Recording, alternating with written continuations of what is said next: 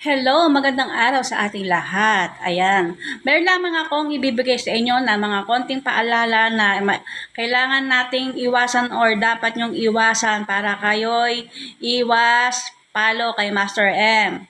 So ayan, ang tawag doon. Pag po may nagla-live, iwasan po natin ang mag-send po ng mga sticker. Hindi ko po sinabing bawal lahat po ng sticker. Kaya nga lang po, hindi po natin alam kung ano po yung hindi pasok po kay Master M na sticker. Kasi yun nga po, hindi po tayo robot. Mag-type na lang po tayo kung gusto nating bumati, mag-type tayo. Tas ayan, kapag nagla-live din po kayo, iwasan niyo po yung merong mga matatalim na bagay na makikita sa inyong camera. Or kung halimbawa kayo ay nagluluto, wag niyo nang ipapakita yung naghihiwa kayo kasi bawal kay Master M yan. Tas ano yan, kapag kayo yung nagla-live, bawal din po ang batang umiiyak. Kasi baka akala kasi ang lalabas dyan ay child abuse. Ganun po. So kapag nagko-content din po kayo, bawal din po yung kino-content nyo yung bata na umiiyak. Ganun din ang lalabas. So pag nagla-live din po tayo, iwasan po natin yung mga salitang at comment na ilagay nyo na lang po ay S. Diba? Kasi yun po ang mga na-spam na mga comment.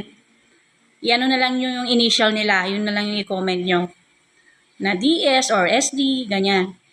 So, sa mga bawal po na i-comment, yung mga gulay na, yan yung iniihaw na ginagawa nating torta, yung mahaba na kulay violet, yan, bawal. At saka yung katerno ng dinuguan, yon bawal din yon.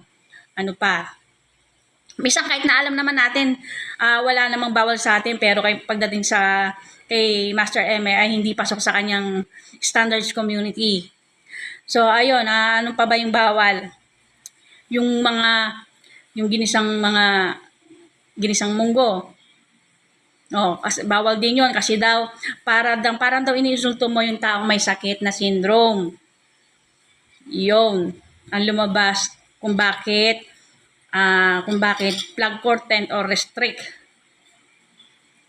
Tsaka sa mga na mga hindi makapag-comment, kung lumalabas sa inyong pag magko-comment kayo sa isang post o sa isang reels, will appear when online.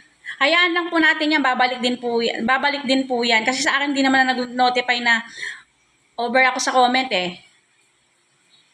Mga 4 days po yung pinakaunang ko. Tapos yung pangalawa, hindi na naman nga ako makapag-comment. Pero, 24 hours lang siya, kinabukasan nakapag-comment ako ulit. So, yung dahan-dahan po tayo mag-comment. Huwag pong mabilis ang comment nga po. Kung maaari lang po, i-type na lang natin. Huwag tayong tamad mag-type. Gusto nyo mag-greet ng good morning, i-greet nyo, isulat nyo, good morning, have a great day, isulat nyo, have a great day. Ayan. Para iwas po tayo, iwas disable comment. So, ayun po, ang tawag doon. Saka enjoy lang po natin yung pagre-reels natin. Unang-una, wag natin pababayaan yung mga trabaho natin. Pamilya natin, anak natin, yan. Ang pagre-reels po natin ay kasi libangan lang po naman natin yan kapag wala tayong ginagawa, pag hindi tayo busy.